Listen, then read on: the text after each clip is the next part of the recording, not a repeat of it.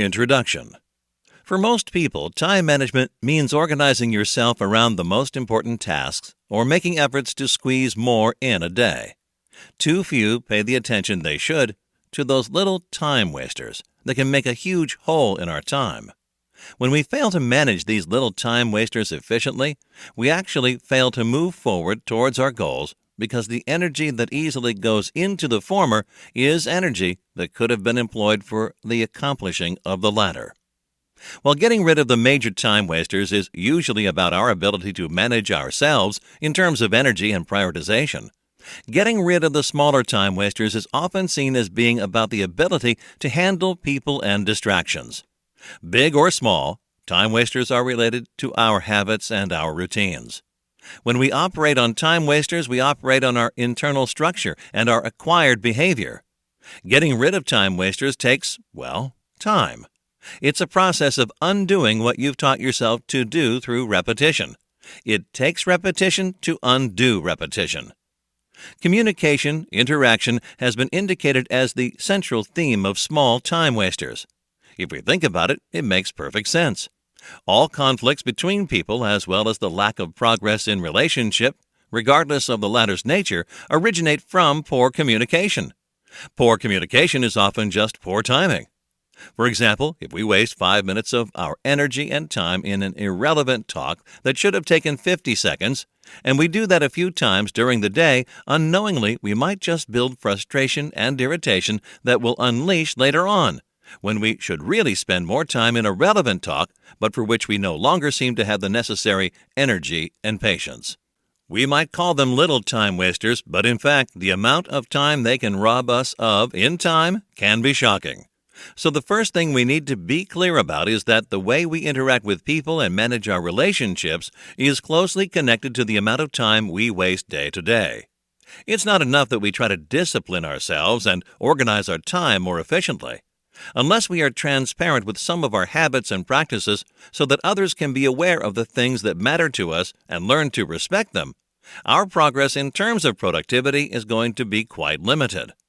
Even though initially you feel a lack of support from the others and their eyebrows plunge into a frown when you try to explain your practices, don't give up. Those who care about you will understand. You could also encourage them to try some of those habits and see if they work for them and help them improve their effectiveness without patronizing them, and even ask for an exchange of ideas on the subject. The point is to make people see there's nothing personal in your attitude and that you just want to become a better achiever and you can inspire them to do the same. When people see the results of your new efforts, they will appreciate you more and you will find more open doors on the path to reaching your goals than ever before. As I've underlined in previous works, since we are all different, it means that there must be more than one method and strategy when trying to get something done. This remains true for managing our time as well. Don't blame yourself that a certain technique that seems to be working for everybody else doesn't seem to work on you. Just find the one that does, and don't get caught up in a quest drama either. If you really want to improve your time management skills, you really need to improve your knowledge about yourself. Find out how you function and what you can use for your purpose. Time management is about the choices you make. The choices you make are about who you are and what you know. Who you are is about what goals and purpose you have in life. Learn what your priorities and goals are, what your qualities and skills are, what your flaws and weaknesses are. Learn to be responsible for the way you spend your time and what it gets you. Chapter 1. The main culprits behind time wasting. The purpose of this simple list is to make you aware of those areas of your daily life where you might leak time and energy, and to offer you useful tips on how to best tackle these common time wasters in the quickest way possible. By following these simple ideas and recommendations, you will notice in a short while not only a significant increase of your time, but also a boost in your productivity and a decrease in the stress levels in your life. Let's check out the main time thieves and how to avoid falling into their trap. 1.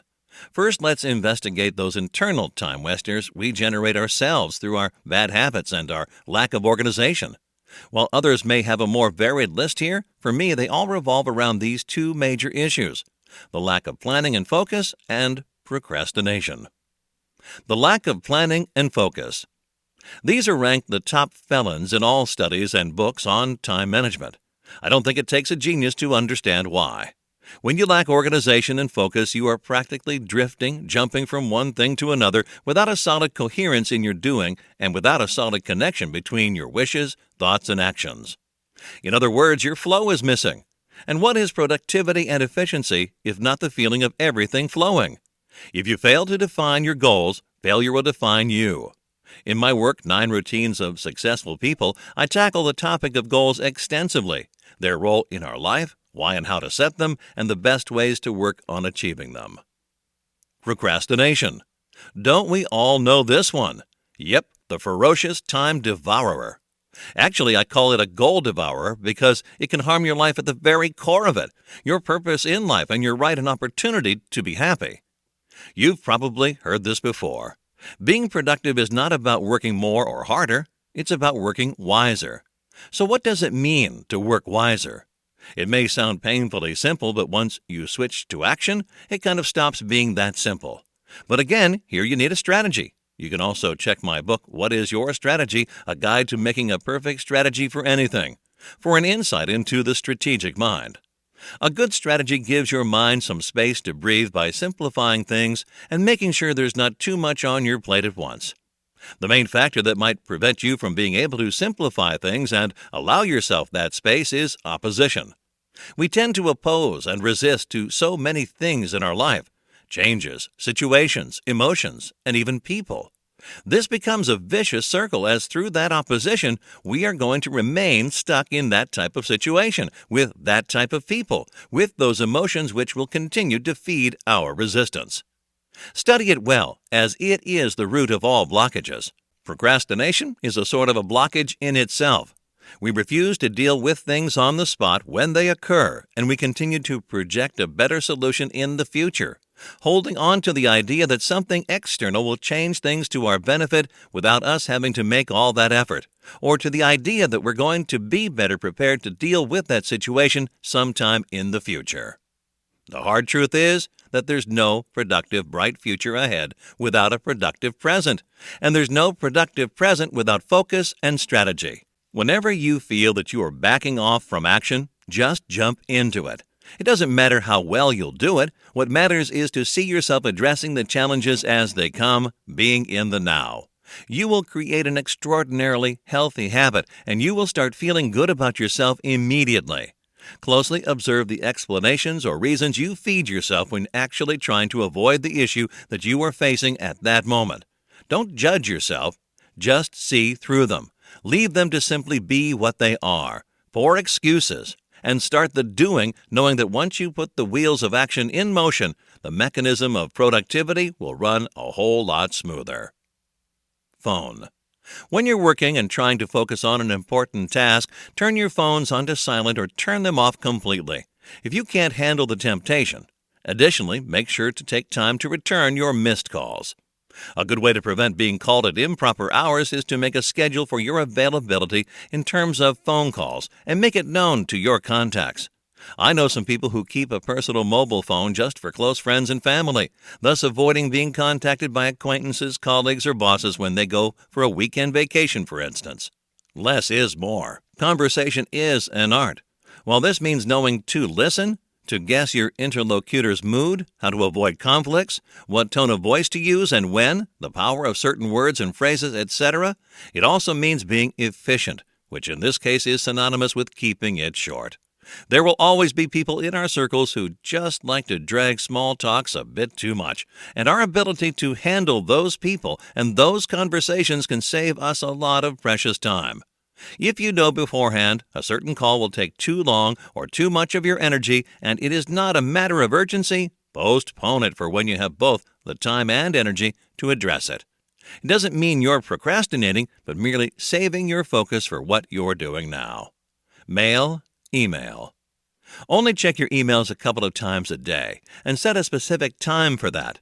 Never start your day by checking your email. There should always be sacred time for yourself each day, and early morning is just that.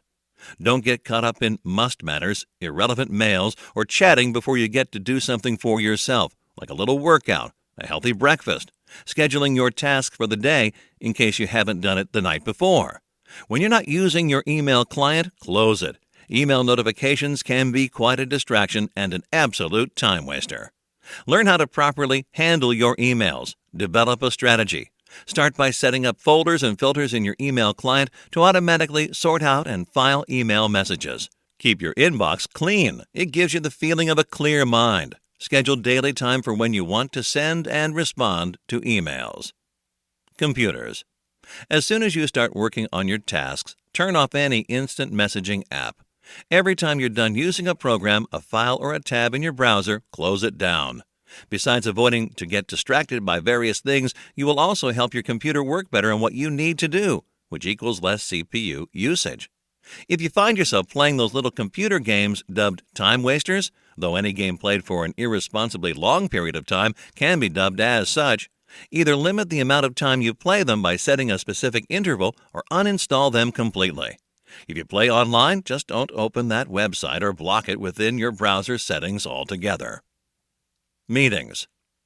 Always ask yourself, is this meeting really important to me? Will it benefit my objectives, goals, and purpose? Apply firm filtering. If it doesn't hold any relevance to you, don't attend it. Before calling a meeting, check if there's another way you can handle the issue, by a memo, phone call, email, fax, online meeting, etc. Give everyone an agenda in advance. Make a list of the topics that should be addressed and specify any documents, research, and information colleagues, employees, or team members should bring. Be punctual. Always try to arrive on time for meetings. Keep yourself informed about the purpose and agenda of the meeting, how long it will run for, and take notes. If only a part of the meeting concerns you, and if it's possible, excuse yourself politely and leave the meeting earlier. Respect time meetings, and if you're not the moderator, suggest a timed agenda. Chapter 2. Visits. A. General Principles. Impromptu visits can really drain your time and energy, and when that happens, most of us are just content to assume the role of a victim of bad external circumstances. But it doesn't have to be like that. The first thing we can do to fill this hole is to let others know when we are available for visits. I know that doesn't always work, and it's not always that simple, but it's a starting point, and the more you acknowledge your time is valuable and your availability is not something to be taken for granted, the more others will do it as well. I'm afraid my time doesn't allow me to. I'm really sorry, but I have a deadline to meet and I'd love to, but unfortunately I'm very short on time. These are all very simple but useful phrases. Basically, they are polite variations of that word you need to learn to use more. No. When you have visitors dropping by at an inconvenient time for you, tell them in the most polite way possible that you cannot see them, and kindly offer to schedule the visit for another time that works for everybody. B. Workspace principles. You need these. In my first 2 years as an employee, I was not aware of how important it is to have certain rules around your workspace. People were dropping by my desk whenever they felt like it, whether it was something important they had to discuss with me or not. Don't get me wrong, I enjoy my little breaks and I have my portion of small talks every once in a while. But the situation was sometimes getting ridiculous. I could barely focus on my stuff with them always standing over my desk, checking me out or asking a silly question, just enough to get me distracted. Again, don't get me wrong. They were nice people, but they just lacked awareness and concern to the other's space and time. And the culprit was not even them, it was me. I was the one allowing that to happen. If you want to keep your workspace as highly productive as possible, you must be firm. If people don't get a clear message that it is not okay to interrupt you at any time, they will do just that. What to do when people drop by your desk. Let them know you're busy and ask them to send you an email with the issue, if it deserves one, or give you a call. Make sure you set the time. Stress. Being overwhelmed by tasks and to-dos tend to make us irascible. We do not only lose our focus, we can lose our temper more easily as well. When we fail to meet our own expectations or the expectations others have from us, we become stressed. Time management and stress management are often interdependent and should always be addressed together. Not all stress is negative. Yes, there is such a thing as positive stress. This has to do with eagerness, enthusiasm, anticipation, etc. Business, social media, and time management. The rise of social media and the continual decline of mass media merge into a common social and marketing epic, probably the biggest of the decade. Since 2000, there's been a constant drop in popularity in the number of users for both print circulation and TV viewership. According to a number of studies, the latter, for example, has decreased by 50% over the last decade. In comparison to this, social media has set impressive records in terms of rapid expansion. Its usage among U.S. adults, for example, showed an 800% increase in less than 10 years. Looking back at the turn of the century, social media was perceived a bit differently than it is today. Its potential for business growth has people divided into two camps, one advocating the enormous impact social media would have on marketing, the other being rather reticent in this regard and inclined toward seeing its potential as a big time waster.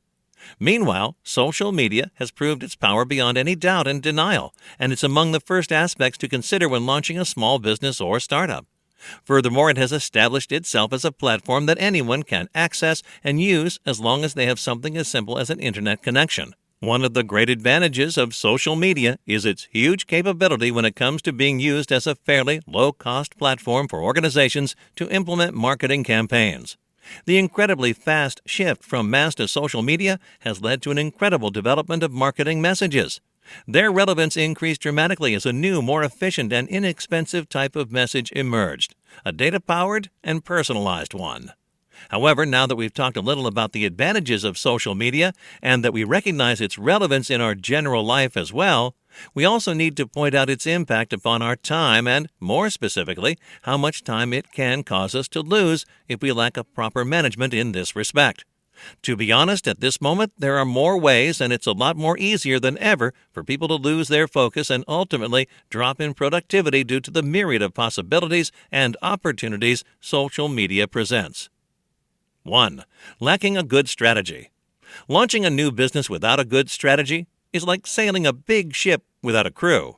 Yet I see many business owners and marketers engaging in the social media frenzy with no proper research and preparation, satisfied with taking it as they go.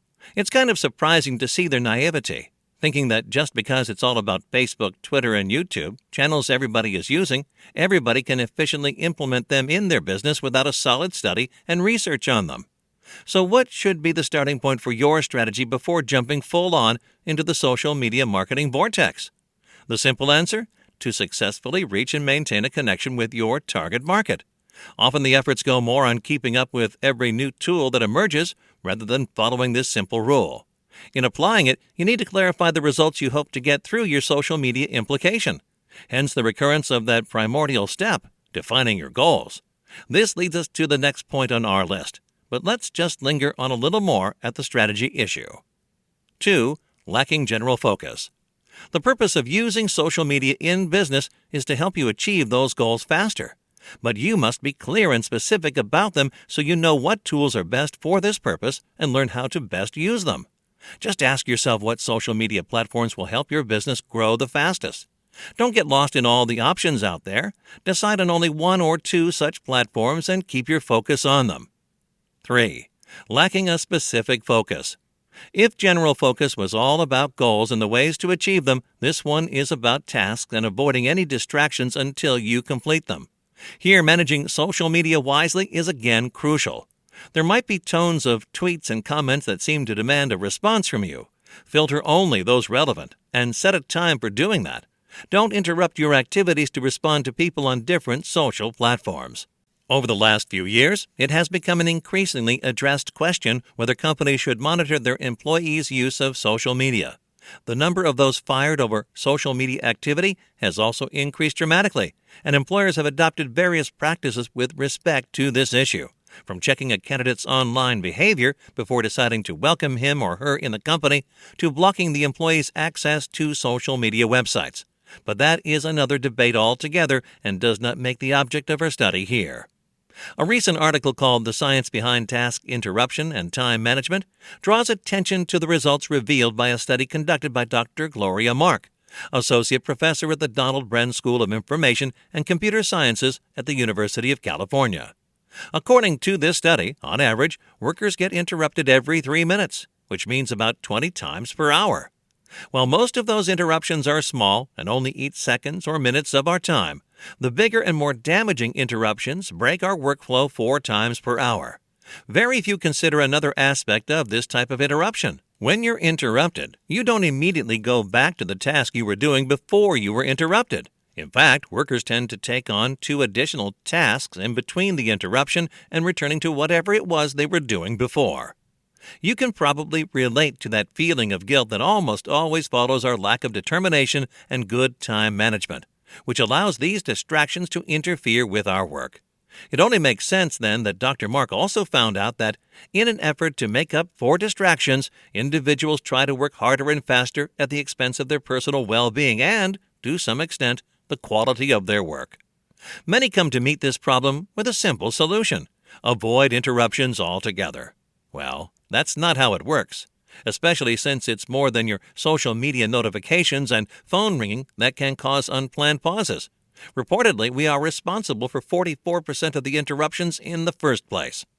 With that in mind, consider improving your time management skills by reading books on the subject, identifying your most unproductive daily habits, and replacing them with new, more beneficial ones, and even consulting an expert. Also, never forget the power of TT, task tracking.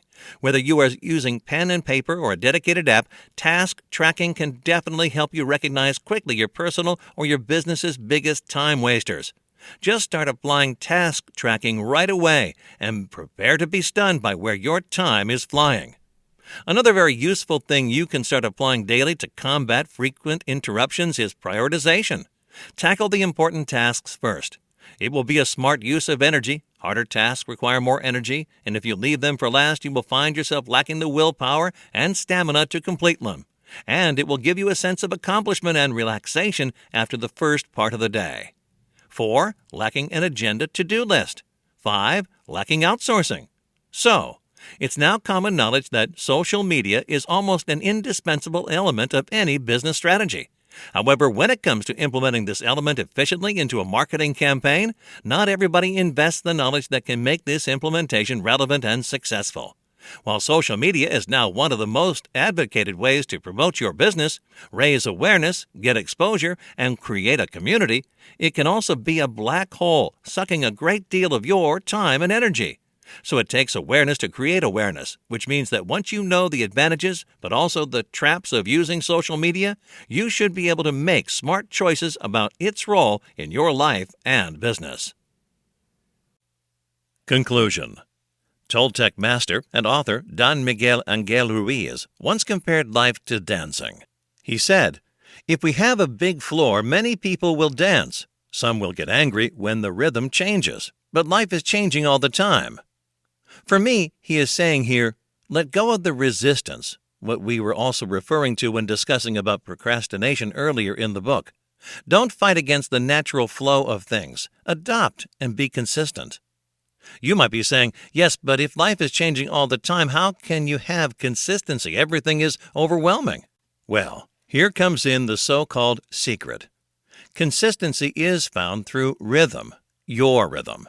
The external rhythm might change, but it's the internal rhythm that counts, the one through which you maintain your balance. And that is yours. That is constant. That refers to you being grounded, inspired, and open. That rhythm must be finely tuned to life's rhythm, and it is you doing the tuning.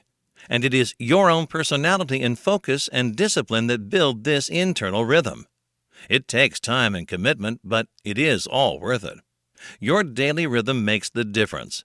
It gives value and applicability to what we have discussed so far in this book. Without it, all you have read are just a bunch of tips that will never really and practically become part of your daily routine because, as Don Miguel says, the external rhythm changes and you will get discontinued in your efforts. You need a solid internal rhythm as a reference point. Life's not a flat line. It's all ups and downs, even if you keep up with your daily healthy routines. If today was an amazing day for us, we were in great shape, and everything we did was simply spot on, we would want to repeat this experience tomorrow, the day after tomorrow, and so on. Yes, we demand from ourselves too often to be just as good every day, but that is not possible. It's the rhythm of things in life, just like seasons in nature. When we don't get the same results each day, we might get discouraged, angry, or frustrated. We might force ourselves into our own world and reality, which will eventually lead to exhaustion, which in turn will lead to more frustration and distraction from our focus and goals. The golden rule here is to know your limits, and even to be able to surpass them, you have to know them and adapt to the energy level available to you at the moment. Every time you disrespect the rule and ignore the signals your own body and mind send to you, virtually you run on borrowed energy. You reached out and grabbed some of the energy of tomorrow, and guess what? Tomorrow will be asking for interest. Keep the balance.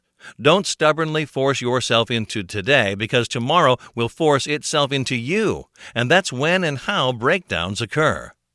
Coming back from a breakdown is both time and energy consuming.